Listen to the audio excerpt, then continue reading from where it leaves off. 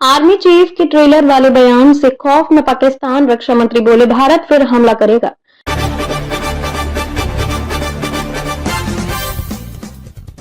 भारतीय सेना प्रमुख के एक बयान के बाद पाकिस्तान में खलबली मची हुई है। पाकिस्तानी रक्षा मंत्री ने प्रतिक्रिया देते हुए कहा कि भारत के किसी भी दुस्साहस का करारा जवाब दिया जाएगा और वे हर स्थिति से निपटने के लिए तैयार हैं। इस बयान के बाद पाकिस्तानी जनता में डर का माहौल है और वे संभावित हमले को लेकर चिंतित हैं।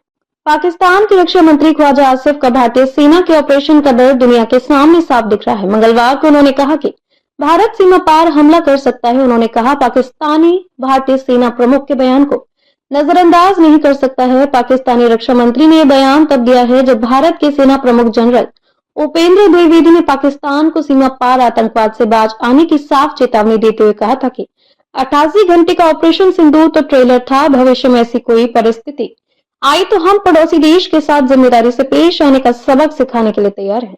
आसिफ ने कहा कि भारत नहीं चाहता कि पाकिस्तान और अफगानिस्तान अपने मुद्दों को सुलझाए। उन्होंने कहा कि पाकिस्तान दो मोर्चों पर उलझ सकता है और ऐसी स्थिति में भारत युद्ध के जोखिम में बच सकता है। पाकिस्तानी रक्षा मंत्री ने कहा कि कई लोग भारत को उसके पिछले अपमान की याद दिलाते हैं। पाकिस्तान किसी भी रूप में भारत पर भरोसा नहीं कर सकता और भारत सीमा पार हमले का प्रयास भी कर सकता है।